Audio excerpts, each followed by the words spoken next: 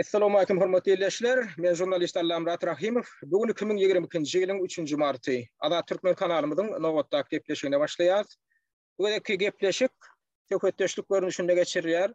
Töhfetdeşlige de ýa-ni ýakynda Türkmenistanyň raýat aktivistlerinden hem opozisiýon hereketlerinden özlerini şu geljekki prezidentlik saýlawlaryna dalaşgarlar hökmünde hödürlen iki tane raýatymyz gatnaşýar.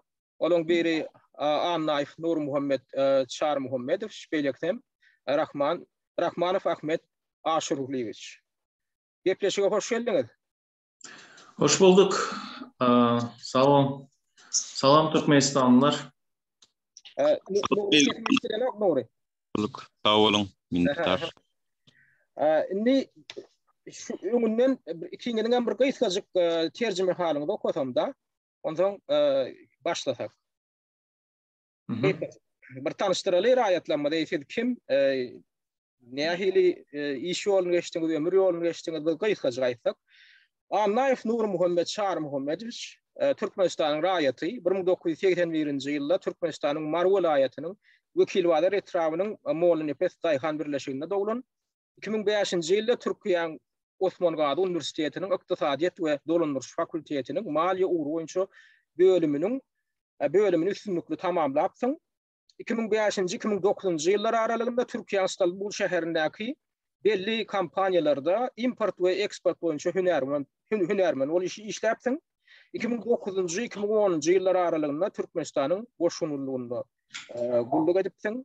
Goşun gullugyndan dolanyp gelenden soň 2010-2012-njy ýyllar aralygynda ýol ötendäki Gazi Kukurtdan arasynda zawodyň gurulşyna Hyundai we Petrofak ýaly iri kampaniýalarda işläpsiň. 2012-2016-njy ýyl aralygynda da hususy telekeçiligi işi bilen meşgullanypsyň. Telekeçilik bilen uğurdaşam 2014-2016-njy ýyllarda Miweli ülke kärhanasyna dukan ammarşat bory işläpsiň. 2017-2019-njy ýyllar aralygynda Aziya plastik zawodyna import eksport meseleleri boýunça iş dolandyrjy bolup işläpsiň. Soň şol işiň hem çäklerini Gürjistan, Äzerbeýjan, Kyrgyzstan we Özbegistan ýaly ýurtlarda iş safarlaryny edipsiň. 2020-nji ýylyň fevral aýynda Birleşen Arap Emirlikleriniň paýtagty Dubaýa terjimeçi hökmünde wagtlaýyn işe gidipsiň. Soňam şol koronavirus bilen baglanşykly şu pandemiýa sebäpli girilen çäklendirmeler sebäpli ýylyňa dolanyp gaýdyp bilmänim. 2021-nji ýylyň fevralynda da Türkiýanyň Istanbul şäherine barypsyň. Şondan ýaram sen raýat jemgyýetiniň aktivisti hökmünde hem aktivistlik işini alyp barýan. Geçen ýylyň iýununda da sen inisiatiwaň bilen Oğuz boyu jemgyýetçilik gurulmasy hasap alındy Istanbul şäherine. Bundan aşarym Türkmençilik adly YouTube kanalyny göredipsiň. Şonda da ýygyderli çykyş edip gelýär. Aýyrja goşşokladyň barmy? Nuri. Ondan aşaram şu TikTok'ta etasana milleşler bilen diskussiýa geçirýär. Öz aramyzda hökümetiň edýän ýalňyşlyklary, ýeneleri şol esasda da halkyň köp pikirlerini öwrenmäge mümkinçilik şol ortada da. Olýar. Inni Ahmediň terjime halyna geçýär. Gysgaçyk Rahmanov Ahmet Aşuruliýewich Türkmenistanyň raýaty 1974-nji ýylyň 4-nji fevralynda Türkmenistanyň şol wagtky şäherje, ýagny şuňky Türkmenabad şäherinde dowlan. 1993-94-nji ýyllarda Türkmenistanyň goşun gulluk edipsiň. Ilkinji gerek 2002-nji ýylda Türkiýe baryp gaýdypsyň. Soň 2004-nji ýylda ýene gaýtadan Türkiýe baryp şo taýda 2007-nji ýyla şeýle galypsyň.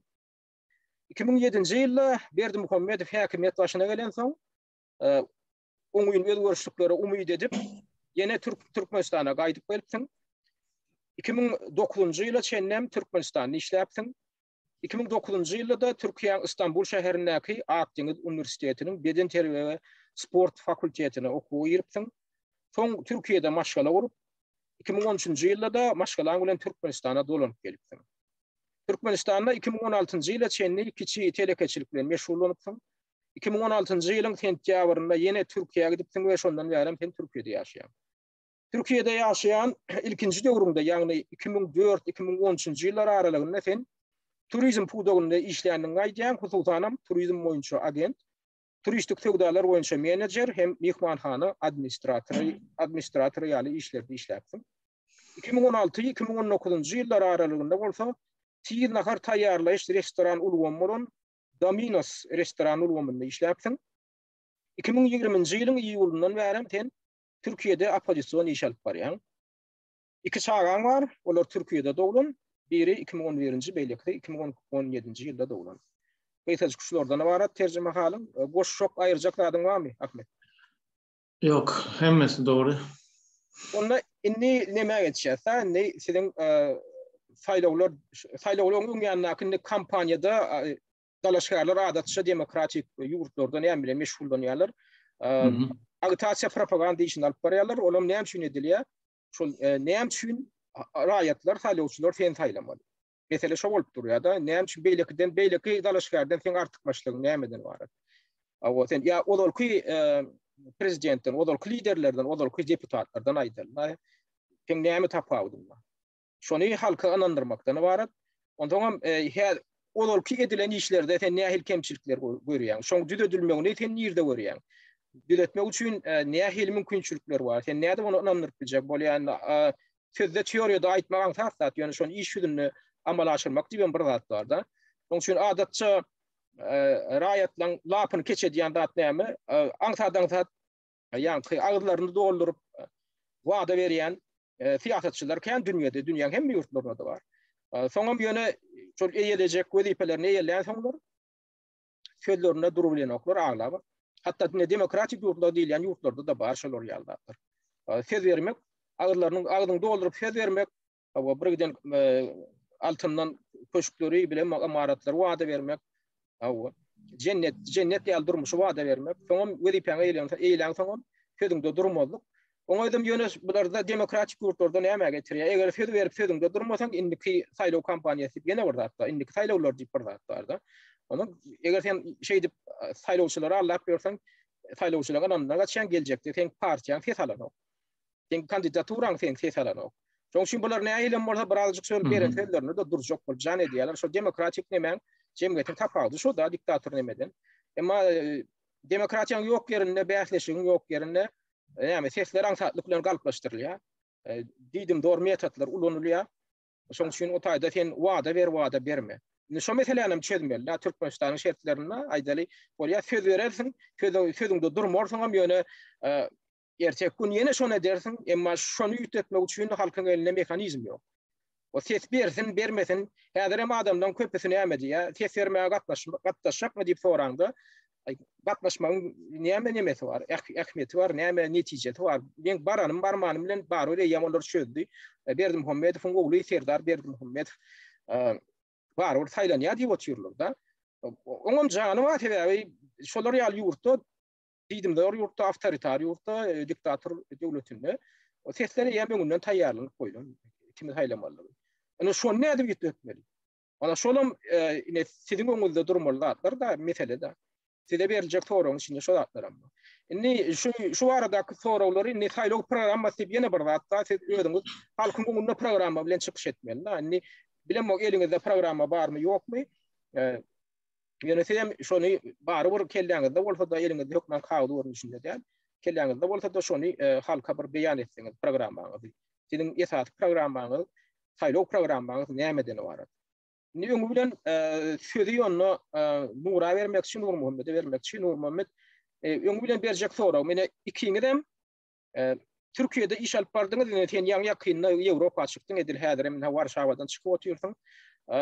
Polşadan inni seni şu nemeden Ahmetden tapawutlandyrýan esas sady sen nämede görýän? Aýdal sen Ahmediň garaýşy bilen sen tanışdyň, sebäbi iş salyşyp gelýäňiz da biri-biriňizden bir Türkiýede ýaşadyňyz, Türkiýede käbir şäherlere bile gatnaşdyňyz, telefonlaşyp oturýarsyňyz, gurlaşyp oturýarsyňyz.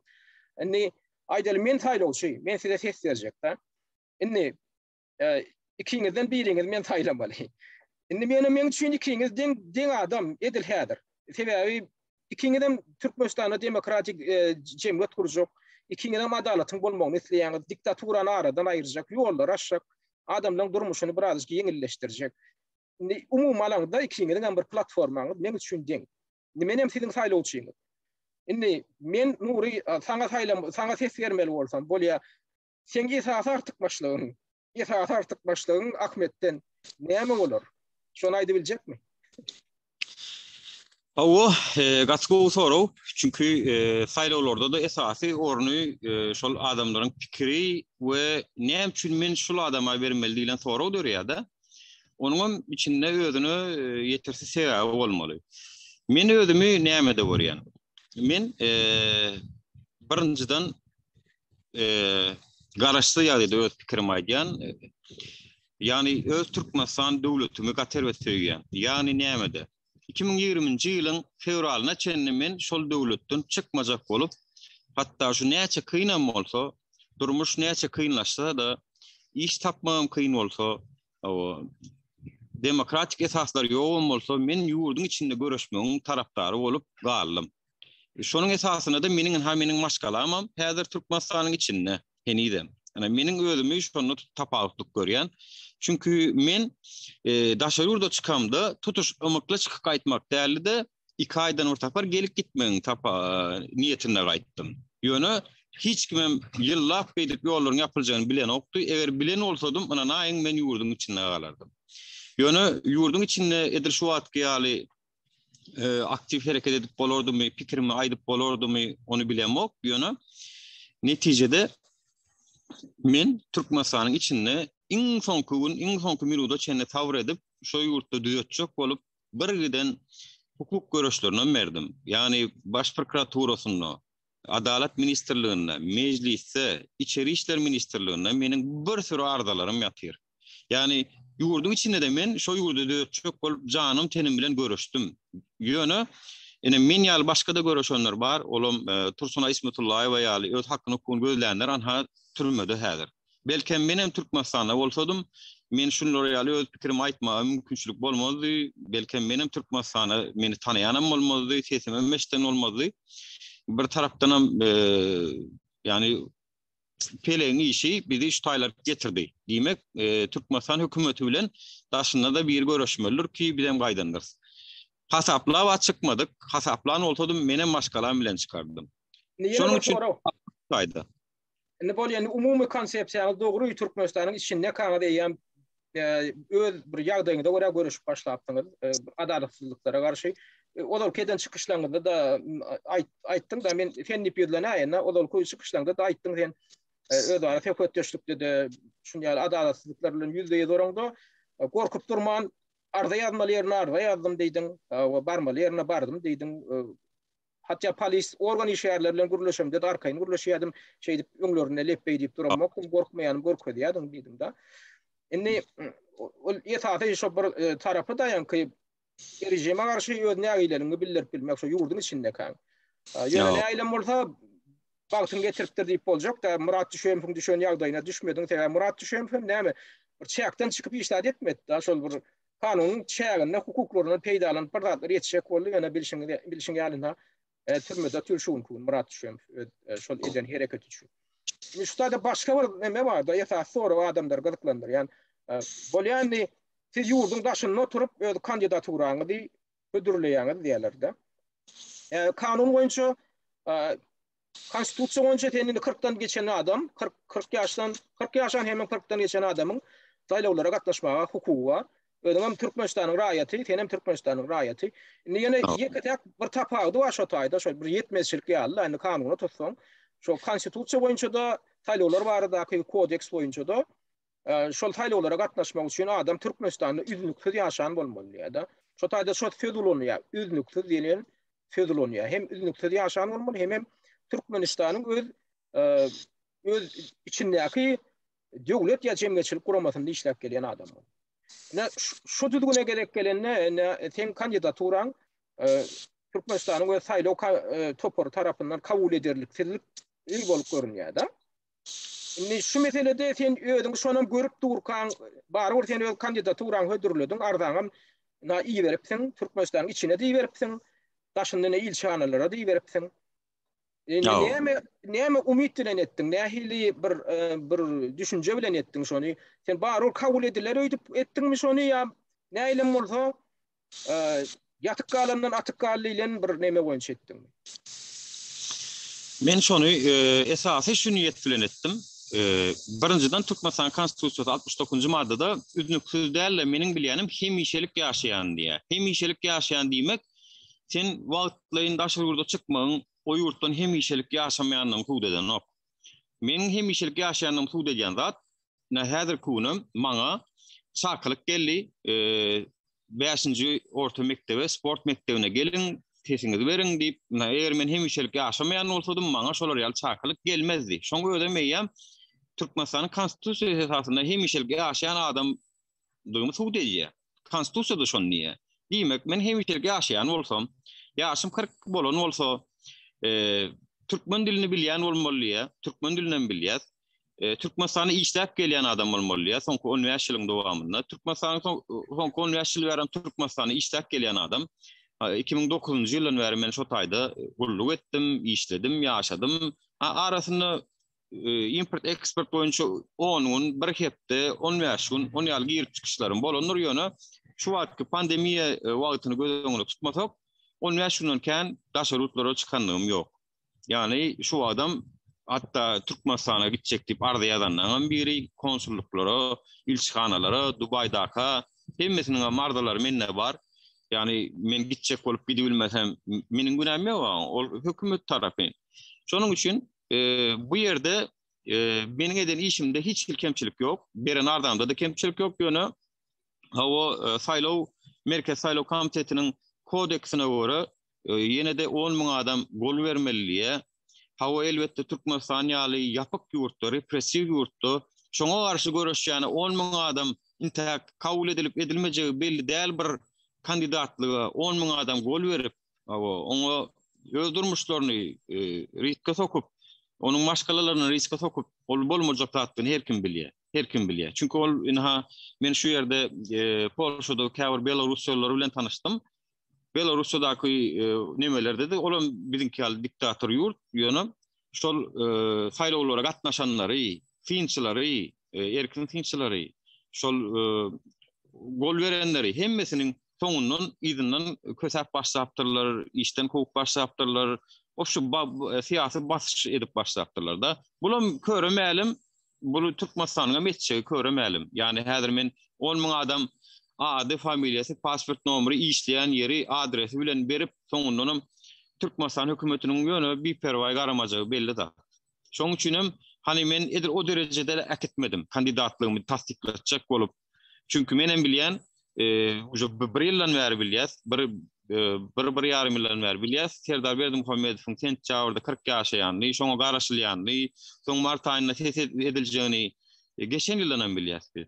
Biz ýöne hani wagt ütgäpdir. Ýene 5 ýyllanmy, 10 ýyllanmy belki bizim şu inha biz kandidatlygyny berdik. Biz demokratik ýol bilen emýördik. Siz şoňa ýol bermediňiz diýme üçin bize gerek şu wagtlar. Bize de ertirkün delil gerek. Çünki edýän işimizde terroristski hereket diýjek bolýan we watan haýynlygy diýjek bolýan we biz kanuny ýol bilen emýördik ahyryn diýme üçin gerek bu wagtlar. Şoň üçin edir. Bolýa inni Ahmet sana soraw da. Sana da esasy ýanky soraw. Esasy sen öz siyasi platformaň tapawdyny nämede görýän Nurin nämesine diňlediň garaýşyny umumyň alanda nämäni öňe sürýän Nuri şo Türkmenistanyň içinden çykaky gelmeýändir. Türkmenistanyň içinde de başardygyndan şol rejimiň adalatsyzlygyna garşy görüşipdir. Awa ýöne soň gaýhawatly çykmagy mejbur bolupdyr, barbyr maşgalatyny aňyrda goýup gaýdypdyr. Ne şu taýda bir tapawdym bar ýaly görünýär, sen ýerek çykyp gaýdypdyň Nura görä. Maşgalaň daşarda, çağılaň daşarda. Awa inni Nurin şoňa neme diýär, ýaňlatýar da.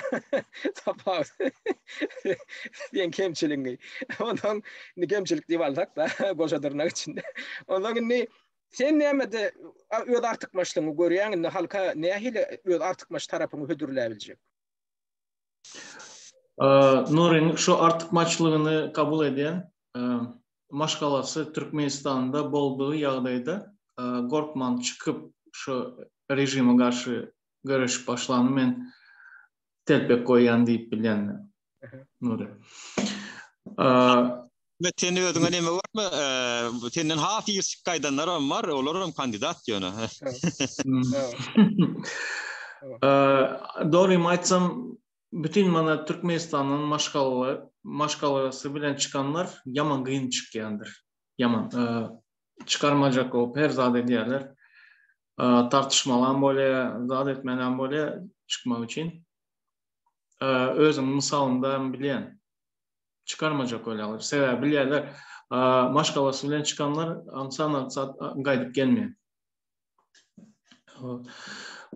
Artık maçlığım, men artık maç diyeceğim bolamak özüme. Yani men maksadım şu kandidatlığı vermemin, şu предвыборный kampanyalar doğrudan näle geçmelisini görkezmek için. Mana şu an bizler Nuri bilen debata çıkýatyrys. Mana siz sorak berýäňiz, biz şu soraklara jogap berýäs. Mana halk sorak berse de biz jogap berýäs. Hakiki предвыборный kampanyalar şeýle geçmeli. Bizden käsir etsek, näle? Mana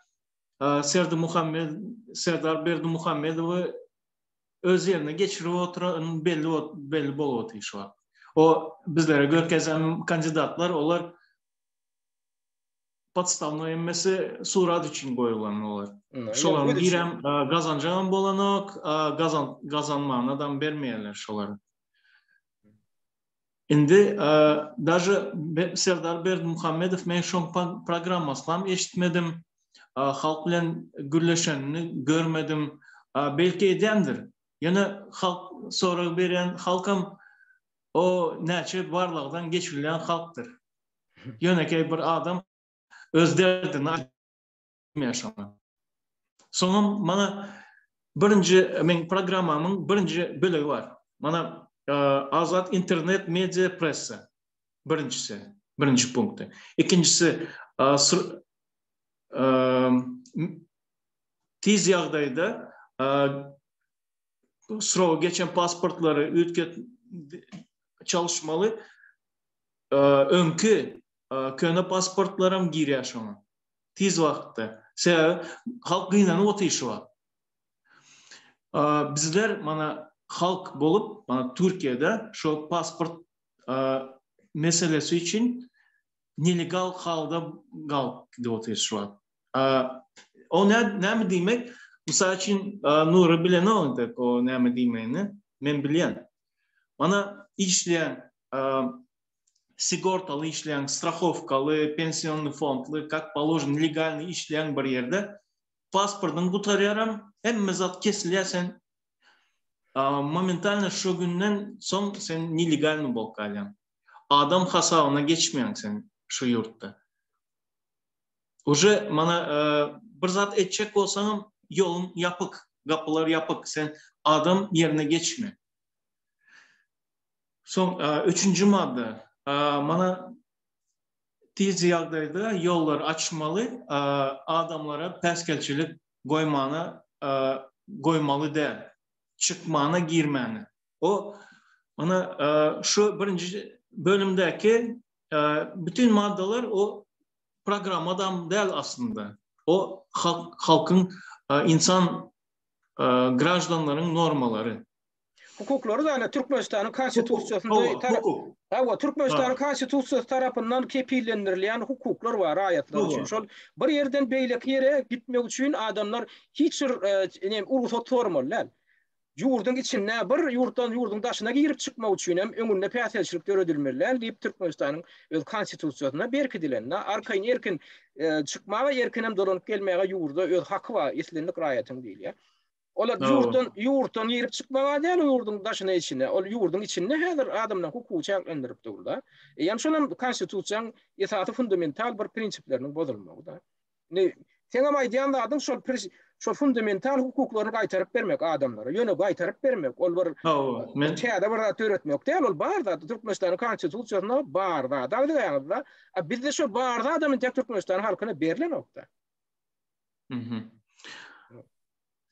Normalny adam hukuklaryny izne vermek ve normalaryny ýerine getirmek. Şu konstitusiýony ve hak deklarasiya, hak hukukları deklarasiya boyunca adamların hukuklarını izini eline vermek, qaytarıp vermek. Doğru aytdınız. Şu bizlerde şu bile programa girip bilen, şu hukuklar bile tutulanok bizlerin yurdumuzun içinde. Şunu açık olan. Şu programdan bir esasırak burada ünsü çekecek olan. Aynı galan datlara düşünükleyin. Esası şol sen sanak geçen dadın nemin programman elimde var da sen programman. Şu da aydiyan datdan hemmeti şol konstitusiyada da Türkmenistan kanunlarında da var datlar da. Niştada şol datlar amala aşırmakta esası mesele var da. Şunu qaytarıp vermeli. Yangurin yöne kəbir datları etmekte sonra güde çıkıyor. Yani şunu ne edip bilecek diyen yani. Misal üçün adamdan sosial iqtisadi yağdayını kullanırmak diyen de pensiyaları, sosyal kömekleri kaldırmak, yokorlandırmak diyen, adamları iş bilen üpçün etmek diyen. O dille anlatsa yani Türkmenistan'ın şeritinde şu datları edip olacak da atmayış. Esasen şu programın ikinci bölümünde yankı datlar. İkinci bölümü. Awo. Şu yankı pensiyaları, yankı sosyal kömekleri yokorlandırmak, ondan yankı adamları iş bilen üpçün etmek, rahatlayan nemeler var da. Bölümler. Umuman Türkmenistan'ın öyle yağdayı bazı pataplayan aydalı sosyal kömek vermek, sosyal kömekleri yokorlandırmak, pensiyaları, pasopyaları yokorlandırmak, adamlara aydalı bir Avrupa derecesinde aylık vermek. Mesela şimdi mümkün mü Türkmenistan'ın şeritinde? Şimdi şurada bir mesele geliyor. Şu an yurdun içindeki ekonomikanın yağdayını bilmeyiz şu an. Onu hiç kim açıklamayarım, точно bilmeyiz. Onu gizleyeler.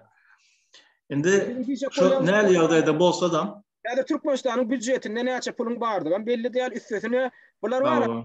Nevit değil esaslardan, esas resurslardan edilen feudaldan gelen direcilerim geliyor otur. Onlar ne açık baha satılyandan belli değil. Ne şu gazın baha satı var da var. Alaşık bağlaşanlarında baş elek yurtlarından şu bahanı gidiyor ya Türkmenistan tarafı var. Bahalara bu. Onun ne yapışın ediliyor şu Türkmenistan'ın ne açık pulun girýäni bilmedi yani. Onun ne açık pul uğurlanıyor. Ne açık pul nirik sarf ediliyor. Onun bilip bolanok. Şunu bilmeyenim edilýär yani kaydışın ýaly bir zat aýtmagam kynna. Bolýar men Türkmenistan'ın ilatyna Ýewropa derejesinde alyp bereýin diýen. Türkmenistan'ın hem häzir alyan ekspertdan alyan girdejelerini hasaplasan olamama yetmejek bolsa. O pasorblarynam gallara ýaly derejede diýal bolsa söz beremem oturmam gerek ýok da. Indi şu taýda onu halkyň haly ýagdaýyny näde kullandyrmaly? Ana şol mesele ýa. Şu birinciden şu bütün ekonomikany täzeden inventarizasiya edip geçmeli bolýar. Barlygdan geçirmeli bolýar, yerine getirmeli bolýar. Mysal üçin şu programmanın iki bölümünün birinci bölümünü maksimum 2 ayda hukuk, zakon halında geçirip bolýar.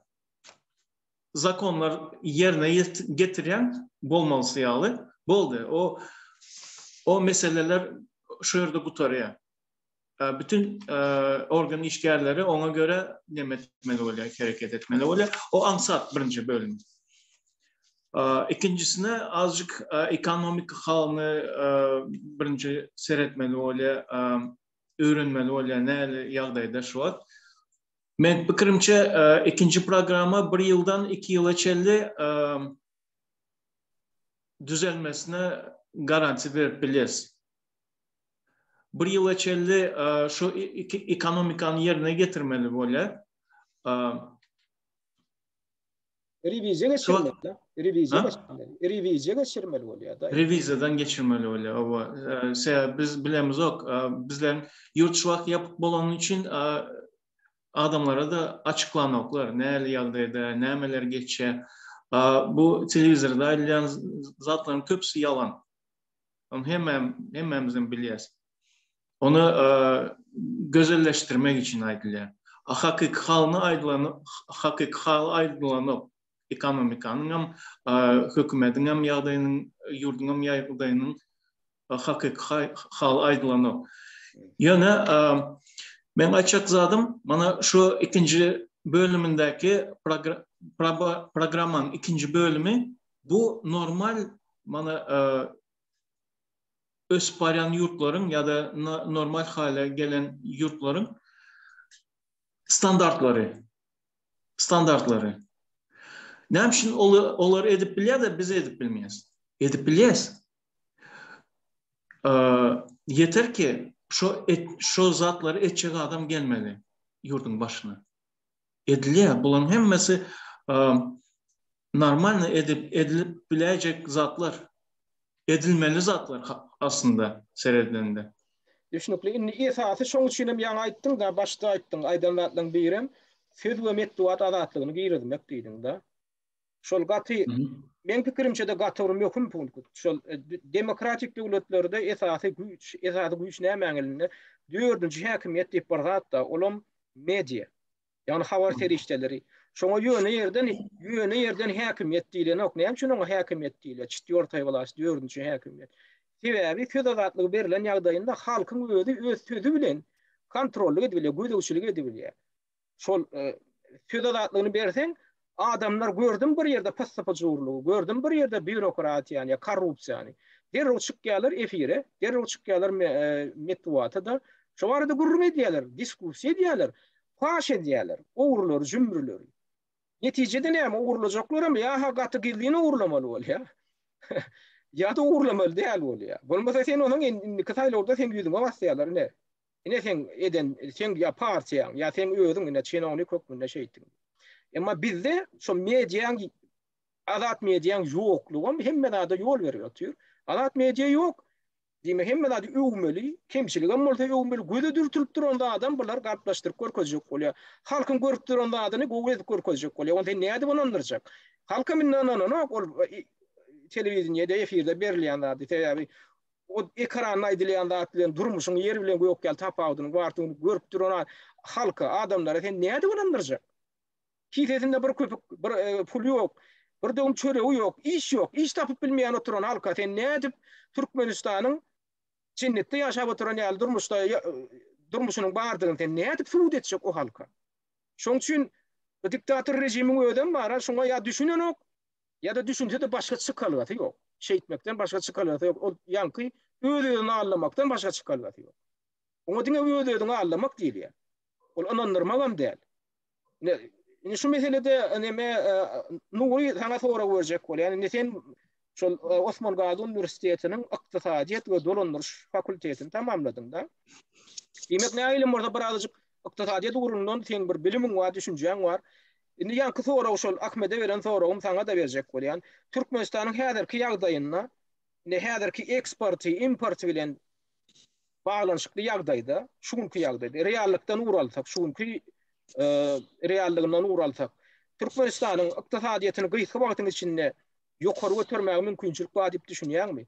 Aýdaly şolara bir indi Ýewropaň derejesinde diýmeli, bir Türkiýanyň derejesinde diýeli, bir aýlyk bermäge ilata. Pasobiya, sosyal kömek vermek. Ýaly zatlar ýoly goýup boljakmy? Şu meselesinde men anyk bir adam aýdyp biljek hatda. Maňa eger şular ýaly mümkinçilik berilsedi, aňary gitse 2 ýyl. Aňary gitse 2 ýylyň içinde Türkmenistanyň ykdysadyýatyny hajyrlatyp biljekdigimi men güwa geçip biljek. Onuň näme esasynda aýdýan?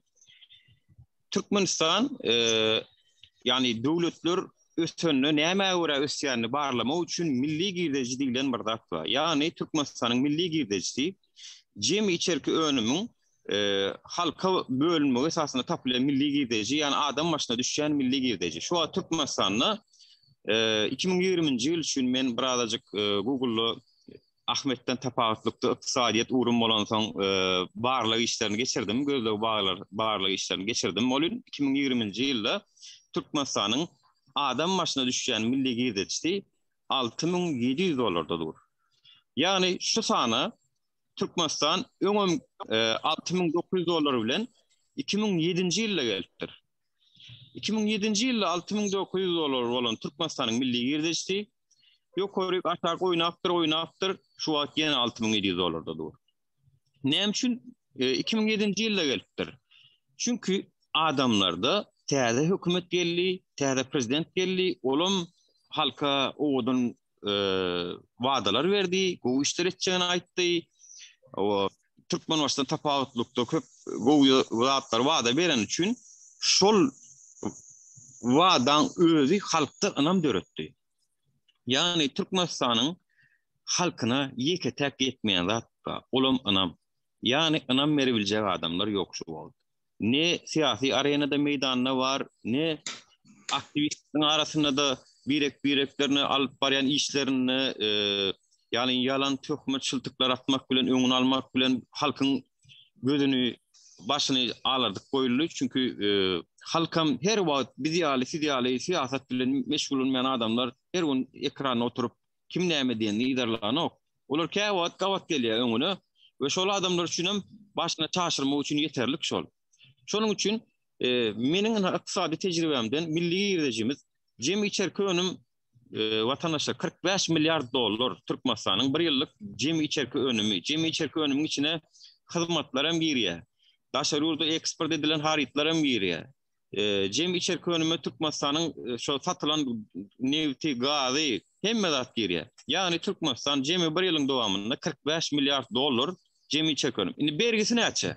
Bergi meniň milli hazinamda pul bar bolýan, o pul menkinmi ýa-da daşarutdan karz alınıp getirilen pulmy? Oňa da seretdim bolýan Türkmenistanyň edil häzir 2020-nji ýyldaky informasiýa şu, iň soňky informasiýa 14,7 milyar, ýani 15 milyar dolar ýalam Türkmenistanyň milli borç bergisi bar daşar dowlatlary. Ýani Türkmenistanyň ýyllyk jemi içerki önüm 45 milyar dolar bolsa, şonuň 3'den biri. Diýmek, bir ýyl içinde biz bergimize üzüp bilýäs, bir ýyl içinde iň bolmanda minusun nolu ve plusa geçkidi bilýäs. Indi daşary ýurt maýadarlar nädip çekmeli ýa-da Türkmenistan ykdysadyýetini nädip boluşturmaly? Seredin men bir zada anyk aýdyp berin. Bu halkara guramalar, halkara jemgyýetçilik nemelerde de suud edilen, istatistik boýunça suud edilen zat şu. Eger bir gelin täze hökümete geçecek adam anam berenden soň demokratik esaslara hormat goýmasa, demokratik esaslara ýanky metbuat azatlygy, söz azatlygy, adalatyň öz başdaklygy, mysal üçin, jaň edip planyny, bas planyny goýberýärli işler edilmeýänligi, adalatyň öz kanunyň gerektiren nemeleri boýunça hereket etýänligi, öz başdaklygy, onuň Merkez Bankynyň öz başdaklygy, ýaly käwr guramalar öz başdak işlemeli. Onuň ýanky diýişmeli jemgyýetçilik guramalar bolmaly, hökümeti tankit edip bilýän demonstrasiýalar, protestler geçirilip bilinmeli ki, şol zatlara sen edip biljeňi anam beri bilseň, şundan eýýäm seniň ýurdunda maýadarlar gelip başlaýar. Şu wagt erwet bolup biler, ay geljekde her onu gowlaşýar, şu ýurt diýip şundan eýýäm. Çünkü 8 şu wagt size Merkez Bankynyň büdjetinden aýdyn 8 trilyon euro. Trilyon vatandaşlar. Amerikanyňky 8,7 trilyon dolar. Indi siz pikir edip görüň. Şular ýaly kapitalyň bol bolan döwründe mundan 10 ýyl, 15 ýyl ýok bular ýaly bolluk. Şu wagt eksi faiz diýilýär. Ýani abişni puluňy banklara ýatyrsaň, banklar sana prosent töleýär puluň ulanyň üçin. Şu wagt Ýewropa we Amerika taraplarda minus faiz var. Yani sen pulun goýanyň üçin pul tölemelisin. Pulun gerek gelmaňa diýe. Sen pulun goýanyň üçin pul töle diýe. Yani diýmek merkez bankalar, Fed, Federal Reserve Bank nemedäki Amerikadaky bular pul alyň diýe, esasy diýe durgunluk bolmasyn, ykdysadyýetde inflyasiýa bolmasyn. Yani pulun azy haritlaryň gymmatlap, pulun hümmeti gaçmasyn. Esasy siz şu pul ulanyň diýip bermäne razy pul wa ýöne Türkmenistan pulsuzlukdan kösenýär. Näme üçin? Türkmenistanyň anamy ýok. Türkmenistanyň anamdarlygy ýok halkara jemgyýetde. Esasy anamdar bolmaly hökümet. Şol ýanky pully meselede ýerde şykdagy edil näme gedek gelenine Türkmenistanyň içerki önümçülüğünün pul görkezjekine gedek gelenine ýanky görkezen sanyň gaty bir dogry däl, ýani onu da umumy konsepsiýa düşünükli. Konsepsiýa nämeden ibaret? Türkmenistan'ın öz içinde çıktı. Hakikaten gatıkıp çıktı dediler. Oğlum näme gerek geldi atları. Halk üçün, cemiyet üçün bekvitli olmadık obyektlere yine sport Adi Olimpiyadasını geçirmek için neçe milyarlarca dolar pul harcadıldı. Şondan hi halka bir köpük girdi geldi mi? Bekvit geldi mi? Ya bir giden mehmanxanalar, ay bir giden konferansiya binaları, köşkler kuruluyor. Şu dağıtlara edilen çıktıcılar yöne özünü taklap, şonu halk üçün, cemiyet üçün bekvitli bir proyektlere gönüktürüldü. Yaşanan sosyal iqtisadi ýagdaýyny gowlandyrmak üçin obyekt programmalary, proyektleri gönüktürülse de köp zat edip boljak da. Ýöne bular näme diýär şol hiç halkyň iqtisady sosial ýagdaýyny gowlandyrjak da gönüktüren oklar da. Şoňa da ikinciden hem ýanky düşünýäli feodatlygy metduadatlygy näme üçin gerek? Diňe bir ýöne korrupsiýa, ýurdun içinde korrupsiýa üstüne açmak üçin gerek däl, diňe bir. Olam onun üçin hem gerek. İkinciden daşary ýurtdan investisiýa maliýe ýatyrjak. Şo ýurdun içine maliýe ýatyrjak adamlar näme meter edýär? Öňü bilen söz we metduat adatlygyna ter edýär. Näme üçin? Men birden şo taýyp barsam maliýe ýatyrsam, pul ýatyrsam, am birden meňe elimden şonu aljak bolsalar, men hukukum bozulsa, meňe telekeşi ýok mende, men biznesmen höküminde hukukum bozulsa, men şo taýda öz hukukumy gorap biljekmi? Söz adatlygy hem suç sistematy ile ikinji bir kaçyk zat bar. Gözüňde tutulýan. Şo mesele. Suudun üstü bilen men adalaty kazanyp biljekmi? Men öz hukumy dikeldip biljek birden men hukukum elimden alınsa şo ýurdun içinde. Şo soraglary berýärler. Onam çözüp berýän guramalar bar. Şoňa analiz berip şol reyting bir zat da şolaň reytingi kesitleýän guramalar bar, halkara guramalar. Şo Türkmenistanyň aşakdaky ýurtlaryň hataryna girýär. Şo metduat feodatlygyna da hem ýa-da suç sistemasynyň işleýiş meselesinde. Şoň üçin hem bu taýyp maliýe ýatyrlanok. Hani şoňa düşünen okmu gana Türkmenistanyň hökümeti öňünden şoňa düşün, şonu çözmedi. Onu çözecek bolsa nämeden onna gorku bar. Ýa-da feodatlygyna ýol berýärse diktator rejimini işi aýtjak. Ana ol iki zat bireklerle bağlanşykly. Onu şo meseleni, şo meseleň çözgüdüni misal şunu aýdaly. Näme de görýär? Onu çözmek kıyınmı? Yankı meseleni. Onu kıyın değil. Bırakız. Prezident Son Ahmet'e maitsa yok fikrini. Hatta alaşkarlığı kabul edilip ya da prezidentlik kabul edilenden son yekece ağız halkara televizyon üstü bilen halkara cemiyetleri yekece getirmeli zadın. Vatandaşlar şunun beyler adalet strukturası öz başta hareket edecektir. Adalata hiç il hükümetin täsiri boljak değerler diýilen sözü vadanı berip şoňa uğrada hareket etmeli hükümet. İnan sözü adalet onun üstünde de kontrollü bolmaly, ýalňyş edýän ýene öz içinde bolmaly. Ýöne onun üstünde işläp bolýar, hatda halkara nimelere seredäýin bilen nähil etdiňini bilmesen. Esasy işe ýanyňa işe laýykly kadrlar almaly. Hasap berilip bilýän hökümet bu gurnajokdyň söz bermeli. Halka men edil kim boýunça da hasap berjekdirin. Haýty tenderi näçe alanlygymy, gatnaşyjylar näçe teklip berendigini, prozraçnost ýani şeffaflyk, açyklyk bolmaly. Senin Türkmenistan hökümet ýapyklyga bir ýapyklyk on hökümetiň öz edýän işem ýapyk. Ýani ol köçedäki maýdandaky nowatlar görkezmek ýaly derejede ýapdylar da. Ýöne öz eden işem açyk bolmaly. Özüň hökümet içindäki eden işleri, kemmedatlary, onsoň hasap berilip bilen nemäň bolmaly? İnternet saytlaryň üstü bilen her ýyl budjetiň näçe, girdijiň näçe, çykdyjiň näçe, hatda Dünýä Bankasy ýaly halkara pul gazanasy ýaly guramalarym öz hasabatyndan çykardylar Türkmenistany. Şoň özüm bir de ýeterlik aýyp, şoň özüm käbirler diýär da siz bilen ýurdumy maskaralaýaňyz. Ýok, şoň özüm ýeterlik aýyp şol.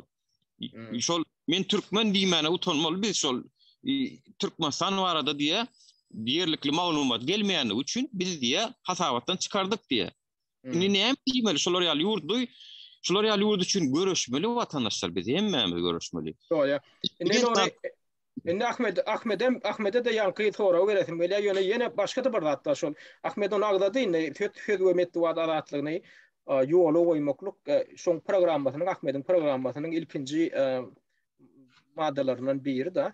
Indi Ahmet şo meseleni amala aşyrmakda ýene bir kynçylyk sen öňünde durjak da. Naýdaly sen Taýlandyň diýeli sen şonu etjek ýöne Türkmenistanyň son 30 ýylyň dowamynda Türkmenistanyň söz we metduat adatlygy bolmady. Türkmenistanyň raýatlary şoň nämedigini görmediler.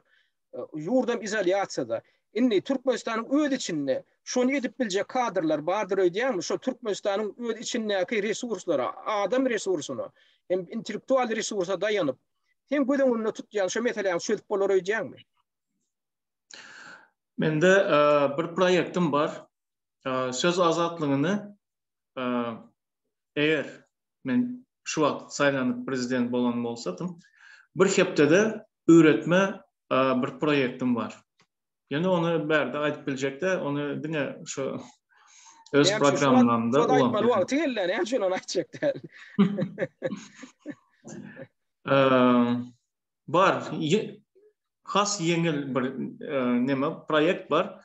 Yani onu gürleşerse hazır açık zadım men bizler mana Avrupa yurtlarından misal almalı. Misal için Greciyada mitingler ya da mana şunyan prosesler bolanda devlet tarafından hiç baskı yok.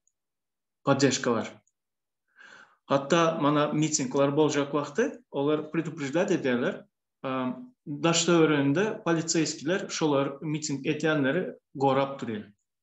Şolar birinin bir zat bolsa günahkarçılık şu politsiyskilerde.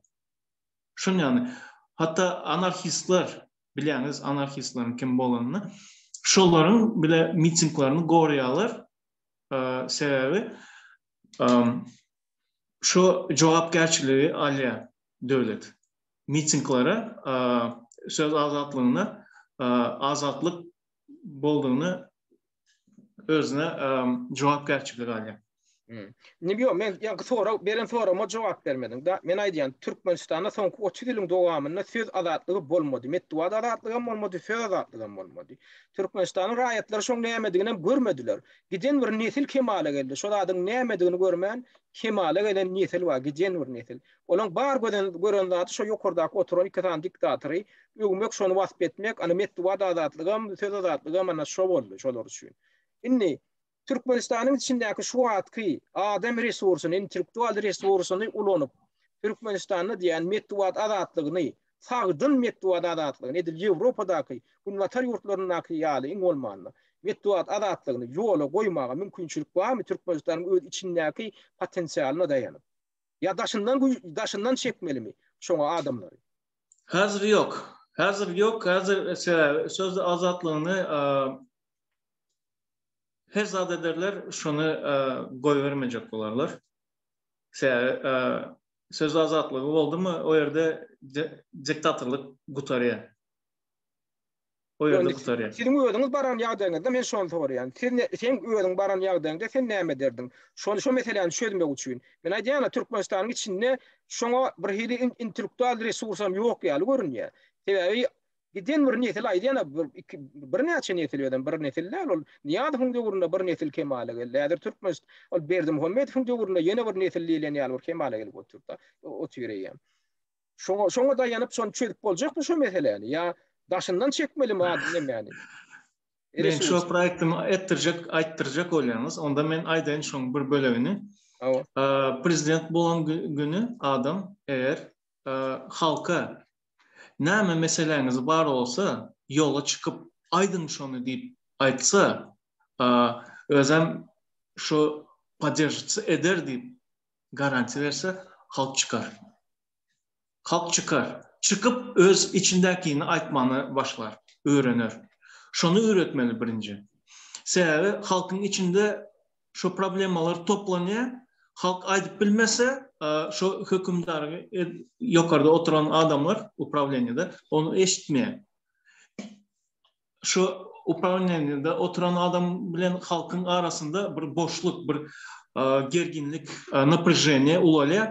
Son şu ya aydalara her halk ya evolüsiya halinde gider ya da revolüsiya gelir. Hazır evolüsiya yok bizlerde. Şu diktatör rejiminde durup kaldı, özem baskı ulalık gidiyordu. Şu an evolüsiya bolmasa hükman revolüsiya getirir ýagdaý. Indi Türkmenistan'ın ýagdaýyna şu revolüsiya, senin pikirin şonda bu turgusuz da şeyle mi? Revolüsiya. Ütkeşik bolmasa hükman revolüsiya getirer. Sebe уже şu vakt indi başka seçenek kaldırmıyorlar. Şu vakt başka seçenek kalmıyor halkta. Bir mesele bolar, bir spışka hükman şu revolüsiya haline getirer. Sebe yitirecek zadı kalmadı halkın. Yankı sorak men Nura da verecek bolýan. Nuri sen näme pikir edýän? Şu Türkmenistanyň içinde ýene gaýtalýan. İntellektual resurs barmy? Söz adatlygyny basagdyn ýagdaýda, şu talaba laýyk ýagdaýda goýar ýaly. Şu Türkmenistanyň özi içindäki intelligensiýaň düşünjesine, intellektual derejesine, bilimine, sowwadyna esaslanyp, şonu bir sagdyn ýoly goýar ýaly mümkinçilik barmy? Yok, beýnan tamam ol intellektual resurs görünen ok. Çünkü bolan bolsa biz häzirki ýagdaýda ýurdumyz üçin görüşmeliligini bilýän daşary ýurtda da ýaşap gören bir güden illeşsemiz bara. Yani gynanýan zady daşary ýurtda ýaşabam, daşary ýurduň çöregini ýibem. Ýene de ýurdumyz gülýalak diýenler bar, gynansam, daşary ýurduň metbuat azatlygynyň, internet azatlygynyň hemme zadyndan peýdalanyp, ýene de şu Türkmenistanyna gülýaly ýurdumyz diýip oturanlar bar we şoňa şolar ýal geplemek üçin hiç il basyş ýok daşary ýurtda. Ýöne şolaram gepläp otyr şolar ýalak. Şolar ýal illeşsem de margynansam özüm demokratiýa ösen ýurtlarda ýaşaýan, Ýewropasyny, Amerikasyny ýaşaýan illeşsem içinde şolar ýaly gurgun edýänler bar. Men raýatlar bilen işleşip gelemsoň görüp otyrm. Muny Türkiýanyň içinde de bar bir giden. Yani şonuň şolar ýalyk diýmän hakikaty aýtmana mümkinçiligi bar. Biz aýdyp görsäň ýa aktivistden biri öldümi näme boldy? Näme boldy? Janymyza nemetdimi? Ýok. Yani gorkmaly bizem 12-nji etajdan bökde Hudaý hyla diýemdi. Bizem diýäs ki bir azda kände bir çägi bolsun gorkun. Saktym alagadan açar eline bermäňdi birazjyk görüşüň. Yani şona medi bilen oklar intellektual düşünje emele gelenliginde bu hereketiň özi awtomatik ýagdaýda emele gelýär. Şoň üçin hem eger Türkmenistany metbuat azatlygy getiriljek bolsa, şol yani häzirki ýagdaýda şu wagt söz azatlygy näme diýseň, agzyňa geleni diýip oturmak diýen hasaplanlar bar. Yani söz azatlygyň başga biriniň şäheriniň başlayan ýerine öz şäheriniň gutarýanlygyny düşünmeýän illeşsem bar. Şoň üçin 3 aýyň, 6 aýyň, 1 ýylyň dowamyna beýske maksatlar bilen 1 ýylyň dowamyna, 2 ýylyň dowamyna Ýewropaň derejesine getirmeli. Alagada birlikde getirmek näme derece dogry, onu men biljek gel. Ýöne belli bir derecede şonuň ädimleri bolmaly. 3 aýlyk, 6 aýlyk, 1 ýyllyk we gyska wagtyň içinde de şoňa geçiş döwrü bolmaly. Muňa son o iş ýerleriniň köp boşandy berek wäşiler asta ýuwaş bardy bir wagtlar wäşilerimiz tankid edýärdi. Olara aýyrdylar. Indi şolar täzeden şolara mümkinçilik döretmek bilen ýuwaşlyk bilen halky öwrenişdirip gepleşikler edip telewiziýalarda bizim telewiziýamyzyň prezidenti wasped oturmakdan başga iş eden ok. Şo zatlaryň öňüne almalylanym halka has konstruktiw gepleşikler goýup halka da telewiziýa görýärlik etmeli. Çünki bizim halkymyz şu Türk kanalları görýärler, Ors kanalları görýärler, ýöne Türkmen kanalları gören oklar. Çünki görýär zat ýok otaýda. Ana, halkam şoňa ýönüş çekmeli birazajyk. Indi 10-njy martda geçiriljek şu prezidentlik saýlawlary umumyň alnanyna men geçenki gepleşigimde de kanunçylyk nokta nazaryndan hem gepleşikdemiň birine ýörüçe bir derňew analiz etdim. Şoda kanunçylyk nokta nazaryndan hem şu taýlawlar bir kanun geçirilýär. Sebäbi şu goýulan möhlet, aglan edilen möhleti şu taýlawyň ýa bir kanun. Bir aýdan hem az wagt galanyna aglan edilýär. Kandidatlar dalaş şäherleriniň hödürlenmegi üçin az wagt berilýär, olaň çykyş etmek üçin saýlaw kampaniýasyny geçirmek üçin hem kanuny görkezilenden has az möhlet berilýär. Ondan soň adatdan naşary ýagdaýda geçirmek bolanok. Häzirki şertler hem Türkmenistanyň içindäki şertler hem adatdan naşary ýagdaý. Ony başgaça adlandyrmak mümkin däl. Umman gaty köp meselede kanun bolup otyr. Ýöne şoňa garamadan bazatlar näme üçin edilýär, näme üçin şular ýa göz görtüle kanun bolýar, şol berdim kommet, Gurbanly berdim kommet, ogluny getirmek, Serdar getirmek. Ol görünüp duranda onu ýitilen bir kiňden bellediňiz. Indi Serdar bary bir saýlanar diýip garaşylýar da. Serdaryň saýlanan ýagdaýyna bir nähildir bir zat özgörer diýip garaşyp bolarmy? Şoňa bir umyt baglap bolarmy? Ondan soň Türkmenistanyň içinde belki geljekki reformalar üçin bir azajygam bolsa bir şert törer diýip garaşyp bolarmy? Neme taňat ederäň Ahmet sen näme pikir edýän şu barada? Men pikirimçe şu halka düşündürmeli. Halk pikir edýär neme yurdun iyesi şu maşgala şu Berdimuhamedov bolup durşu. Halka düşündürmeli. Yurdun iyesi bir iyesi var, olan halk. Halkın özü. Şu Berdimuhamedov'un aylığınam, hakkınam halkın hakkından tölenýär. Şu organ işgärleriniň aylığınam, hakkınam halkın hakkından tölenýär. Şu yurda gelen girdeci o maşgalanın ya da prezidentin girdecisi değil, halkın girdecisi. Şu halkın girdecisinden paylanýar büdjet aylıkları, prezidentin aylıkları. Şu zada düşünmeli. Prezident bolan adam, prezident bolup duran adam, o halkın hizmetkari. Olsa halka iyesi, halkın iyesi gözü bilen seyredýär. Ol esasy halka ýetirilmeli, halka düşündirilmeli, esasy fundamental zat ol şu zat ýa-ni halk dolandyrmaly döwleti. Ol bir adam iki adam diýil, halkam näde dolandyrýar şol öýde saýlap anam edip adamdan üstü bilen dolandyrýar da ondan soň anam edilen adamlaram halkyň ýa-ni düşün ala etmeýän bolsa halkyň soň ýoluny tapmaly. Ha mene bir de ananlyk Atenen biziň anammy gadany bilmedin, gaýta biziň garşymyzda işleýän, gaýta biziň hal ýagdaýymyzy kim ýaramazlaşdyrýan diýip şonu aýryp bilmäge, şonu ýerine çagyryp ýerine başga adamy goýmaga halkyň mümkinçiligi bolmaly. Ol düşünikli zat ony. Şonam düşündirmek elbetde raýat cemgyýetiniň hem wekilleriniň hem borjy bolupdyr, opozisiýanyň hem wekilleriniň hem borjy bolupdyr. Indi şu ýanky soňky sorawda inni Nuri şu soraw ýene şu saňa berjek şu soraw. Şu 12-nji martda inni saýlaw adalny biz saýlaw diýip atlandyrylýar da onu saýlaw diýip atlandyrmaga diliňem baran ok Gurbanly Berdimuhamedowyň ogly bellenjek.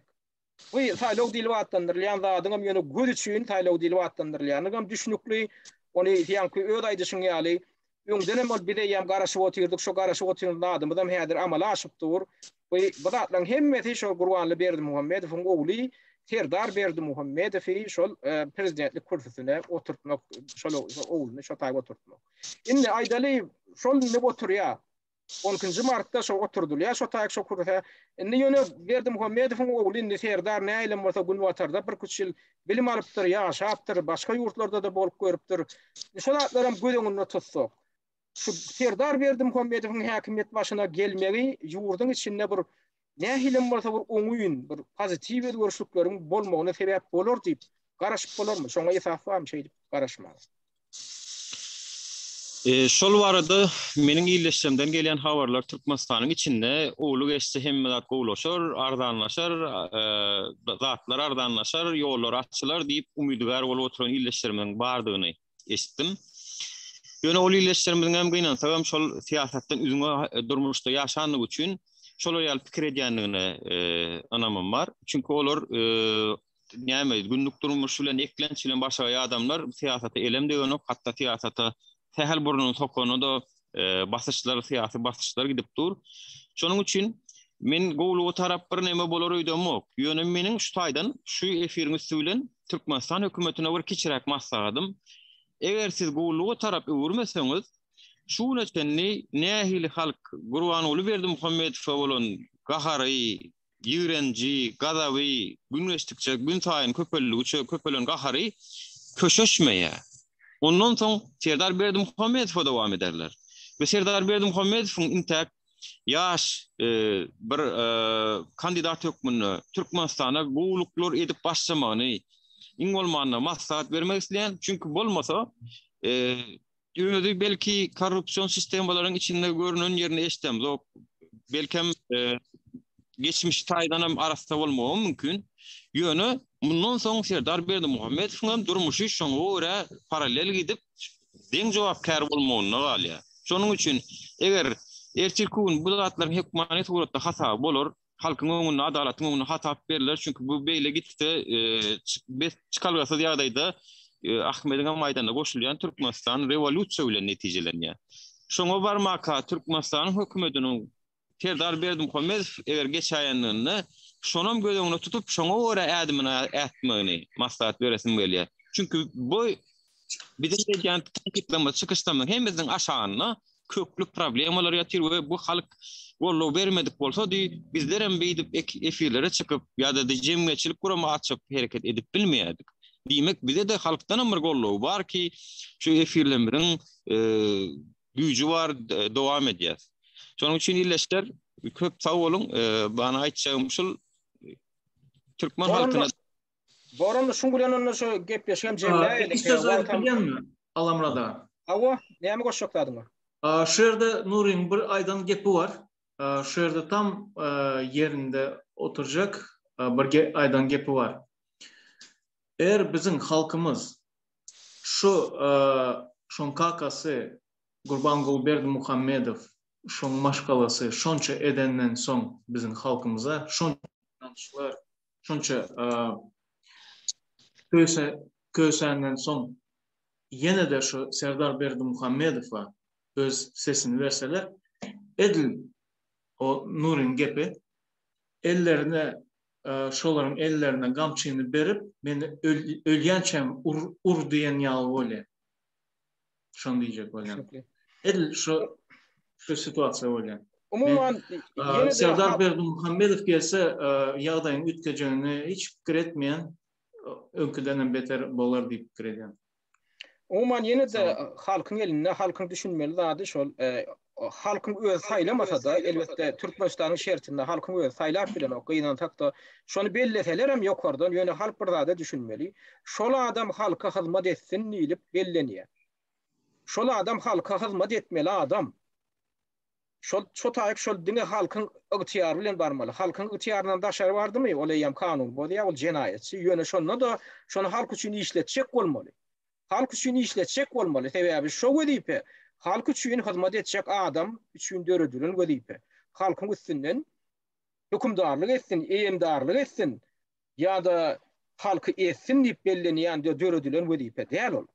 Şoňa düşünmeli. Şoň üçin mundan beýlägam halk öz roluna düşünmese şu meselede hem şol wedipeler roluna düşünmese onda halkyň öz nadanlygynyň netije hem halkyň öz ediyeti, halkyň öz şekýän jeger görnüşinde bir de çykar. Şoň üçin halkyň olar ýaly ýagdaýda zeýren oturmagyna da bir hili logiki esas ýok ýaly bolup görünýär. Dinleyijilerimize de ýene bir gezek ýatladýas. Bugünkü gepleşige daşary ýurtlarda ýaşap ýören raýat şemgyýetiniň aktivistlerini hem opozisiýa aktivistlerinden Nur Muhammed Annaýew bilen Ahmet Rahmanow gatnaşdy. Nuri, Ahmet gepleşige gatnaşyňyz üçin köp sag bolun. Dinleyijiler, sizem dinleýäriniz üçin köp sag bolun. Köp sag bolun.